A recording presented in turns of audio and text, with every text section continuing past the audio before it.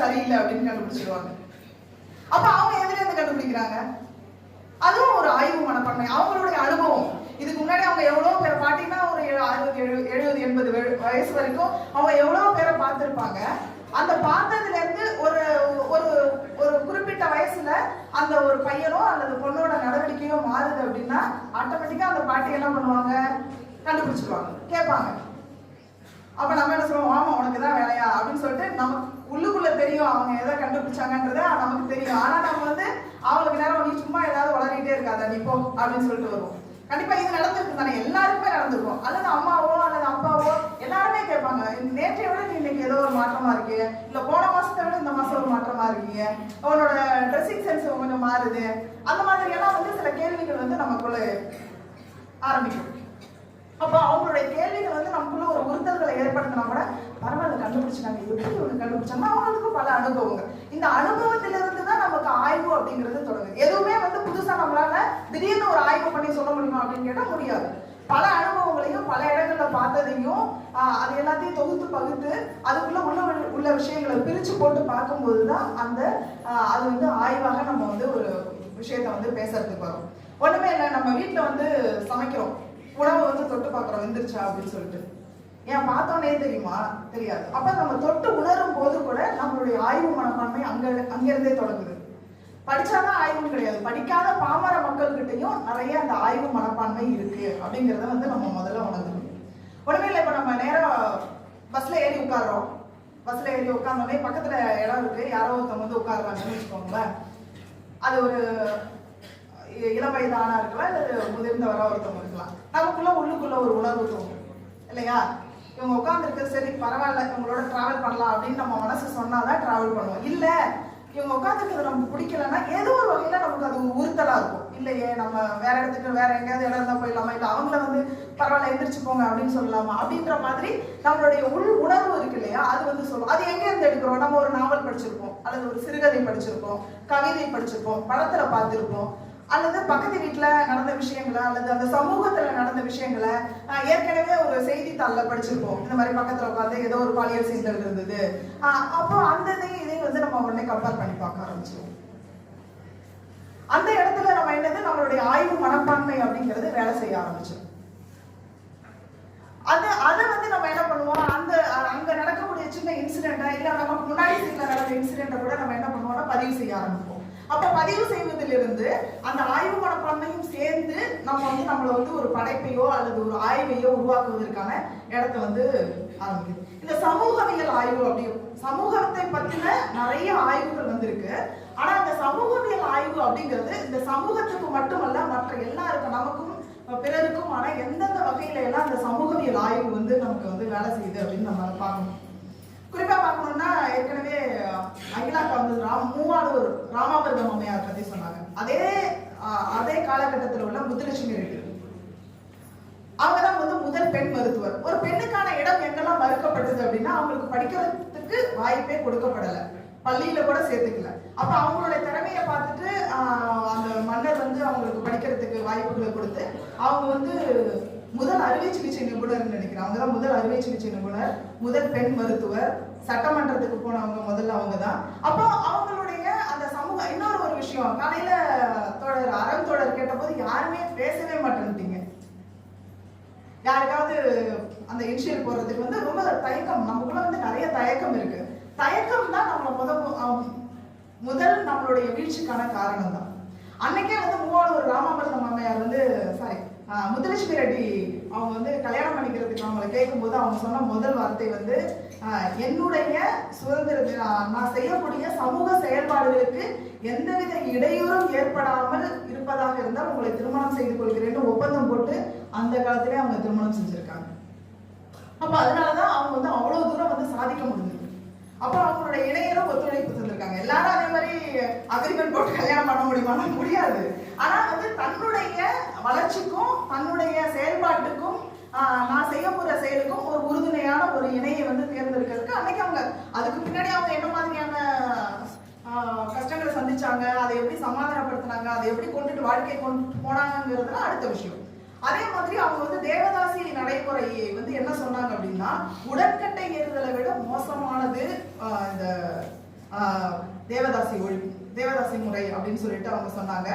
அதோட இல்லாம மதத்தின் பெயரால நடக்கப்படும் மிகப்பெரிய குற்ற செயல் அப்படின்னு சொல்லிட்டு அந்த தேவதாசி முறையை வந்து ஒழிப்பதற்கு சட்டமன்றத்துக்கு கொண்டு போய் அது அங்க வந்து நடவடிக்கை எடுத்து அதை ஒரு சட்டமா ஏற்றி அதுக்கப்புறமா அவங்களுடைய ஆராய்ச்சி சமூகத்தை எப்படி எல்லாம் பாக்குறாங்க பாருங்களேன். சரி, தேவதாசி முறையை ஒழிச்சாச்சு. அதுக்கப்புறம் அவங்க என்ன பண்ணுவாங்க?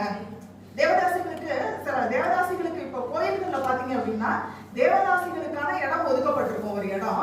அந்த இடத்துக்கான வருவாய் வந்து கோவிலுக்கு குறைக்கப்படுது அப்படிங்கிறதுனால அரசு என்ன பண்ணிருக்கு, மானியம் கொடுத்திருக்கு. அது தேவதாசி மானியம் சொல்லிட்டு கோயில்களுக்கு இன்று வரை வந்து வழங்கப்படுது.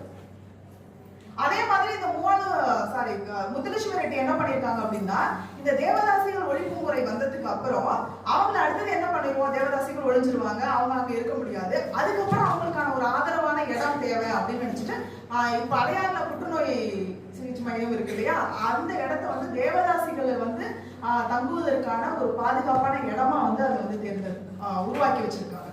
இந்த மாதிரி தமிழ் ஆய்வுகள், அதே மாதிரி பாத்தீங்கன்னா தென்பகுதிகளில் ஒரு பெரிய பிரச்சனை நடந்தது, மேலாடை போட முடியாது.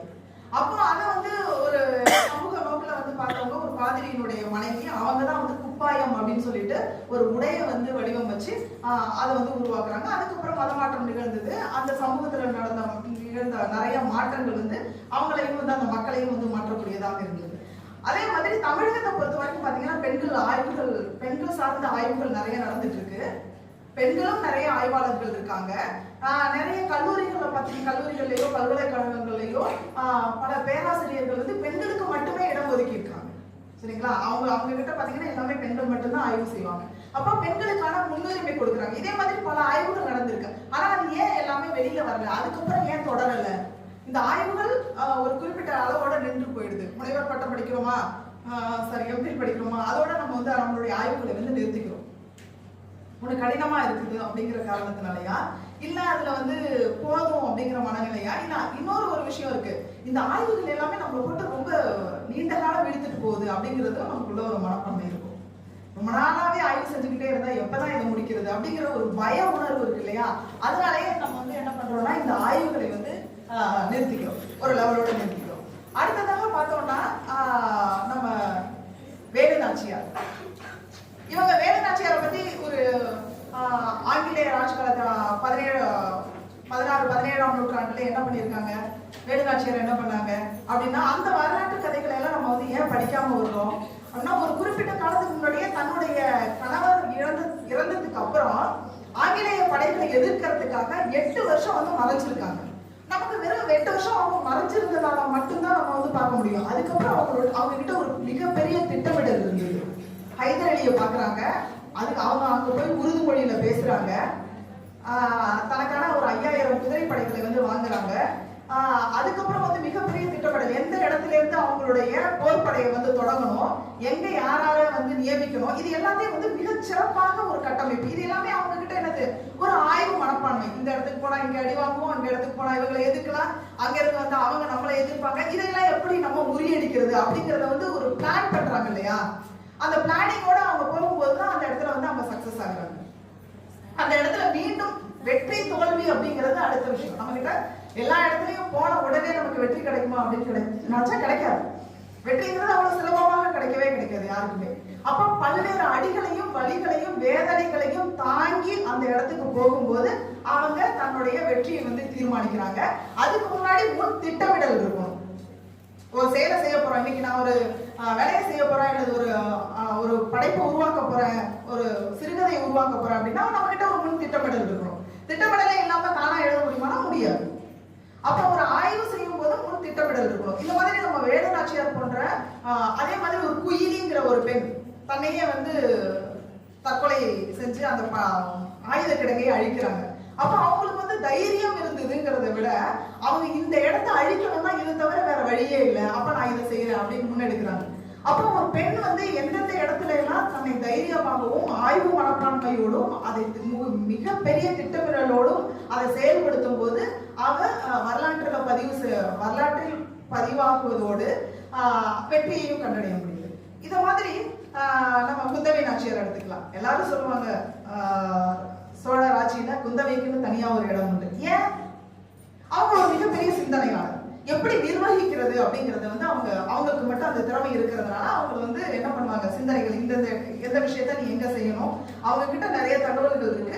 ஆனா அதை சரியாக திட்டமிட்டு சிந்திச்சு செயல்படுத்தக்கூடிய இடத்துல அவங்க இருந்ததுனால அவங்களுக்கான இடம்ங்கிறது இன்னைக்கு வரைக்கும் நமக்கு நிலைச்சு இருக்கு. அடுத்ததாக பார்த்தோம் அப்படின்னா,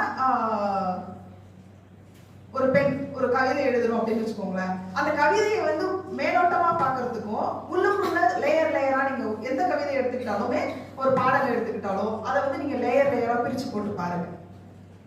பிரிச்சு பார்க்கும்போது அதுக்குள்ள உள்ள விஷயங்களை வந்து நம்ம பார்க்க முடியும். ஒரு குரல் எடுத்துக்கிட்டா கூட நீங்க வந்து அதுக்குள்ள சின்ன சின்ன விஷயங்களையே நம்ம பிரிச்சு பார்க்கணும். அப்ப பிரிச்சு பார்க்கும்போதுதான் அந்த ஆய்வு மனப்பான்மையோட பார்க்கும் பொழுது அந்த இடம் வந்து நமக்கு உறுதியாக நம்ம பார்க்க முடியும். இப்ப நம்ம எல்லாமே சொல்லிட்டு இருக்கோம், நிறைய ஆய்வுகள் வந்து வந்துகிட்டு இருக்கு. ஆனா வந்து ஆய்வுகள் வந்து மழுங்கிருச்சு, ஆய்வுகள் பெரும்பாலும் வந்து சக்சஸ் ஆகிறது இல்லை அப்படின்னு சொல்றோம். இப்போ அதே மாதிரி ஒரு தொடக்க ஆய்வு அப்படிங்கிறது எப்படி இருக்கும்? தொடக்க நிலையில இப்ப நான் வந்து ஒரு MA ஸ்டூடெண்டா இருக்கும்போது ஒரு புத்தகத்தை பாக்குறேன்னு வச்சுக்கோங்களேன். உதாரணத்துக்கு என்னுடைய புத்தகத்தையே நான் பாக்குறேன் அப்படின்னா என்ன இதுல ஒண்ணுமே இல்லை அப்படின்னு தான் தோணும். அதே நேரத்துல இதே ஒரு ஸ்டூடெண்ட் ஒரு UG ஸ்டூடெண்ட் பாக்குறாங்கன்னா பரவாயில்ல இவ்வளவு எழுதியிருக்காங்க அப்படின்னு தோணும். அப்ப நீங்க வந்து அடுத்தது PG UG முடிச்சுட்டு நீங்க ஒரு ரிசர்ச் ஸ்காலரா வரும்போது என்ன பண்ணுவீங்க, அப்பதான் வந்து நிறைய நூல்களை நீங்க படிச்சிருப்பீங்க. அந்த நிறைய நூல்கள்ல இருந்து என்ன பண்ணுவீங்க, என்னுடைய நூலையும் வந்து கம்பேர் பண்ணி பார்க்க ஆரம்பிச்சீங்க. பரவாயில்ல இது வந்து சரியா சொல்லியிருக்காங்க மேடம், நீங்க இந்த இடத்துல இந்த தப்பை செஞ்சிருக்கீங்க அப்படிங்கறத வந்து உங்களால சுட்டி காட்ட முடியும். அப்பதான் வந்து நம்மளுடைய ஆய்வுங்கிறது தொடங்குது இல்லையா? அப்ப நம்ம தொடக்க நிலையில எல்லாத்தையுமே நம்புவோம்.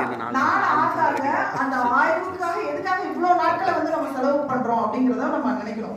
ஆய்வுக்காக 4-5 வருஷம் ஏன் செலவு பண்றோம் அப்படின்னா அதுக்குள்ளேயே நம்ம ஊறி அடுத்த நிலைக்கு போகும்போது அதை எதிர்த்து பேச ஆரம்பிப்போம். அப்ப விமர்சனங்கள் தொடங்கும் போதுதான் நமக்குள்ளேயும் வந்து நிறைய கருத்துக்கள் உருவாகும். எப்பயுமே ஒரு விஷயத்தை அப்படியே இப்ப நான் இன்னைக்கு ஒரு பேசிட்டு இருக்கேன் அப்படின்னா நீங்க இதை அப்படியே ஏத்துக்கணும் அப்படின்றது அவசியமே கிடையாது. அப்ப நீங்க என்ன பண்ணணும், மேடம் நீங்க இந்த இடத்துல நீங்க இது சொல்றது தவறு, இந்த இடத்துல நீங்க எப்படி சொல்லியிருந்தா சரியா இருக்கும், இவர் வந்து இப்படி சொல்லியிருக்காரு, நீங்க உங்களுடைய ஏற்கனவே முன்னாடி பேசின அகிலா கிருஷ்ணமூர்த்தி அவங்க வந்து இதை சொன்னாங்க, நீங்க இதை சொல்றீங்க, அப்ப நீங்க இந்த இடத்துல வந்து முரண் பண்றீங்க அப்படிங்கிறது வந்து நீங்க இப்ப 2 பேர் பேச்சை கேட்கும்போது உங்களுக்கு தெரியும் இல்லையா? அப்ப நீங்க என்ன பண்ணணும்னா உங்களுடைய விமர்சனத்தை எழுப்பணும். அப்ப எங்க வந்து ஒரு இடத்துல வந்து விமர்சனம் எழுப்புதோ, எந்த இடத்துல நம்ம வந்து கேள்வி கேட்க ஆரம்பிக்கிறோமோ அங்க இருந்துதான் நம்மளுடைய ஆய்வும் நம்மளுடைய அறிவும் வந்து செயல்பட தொடங்குது.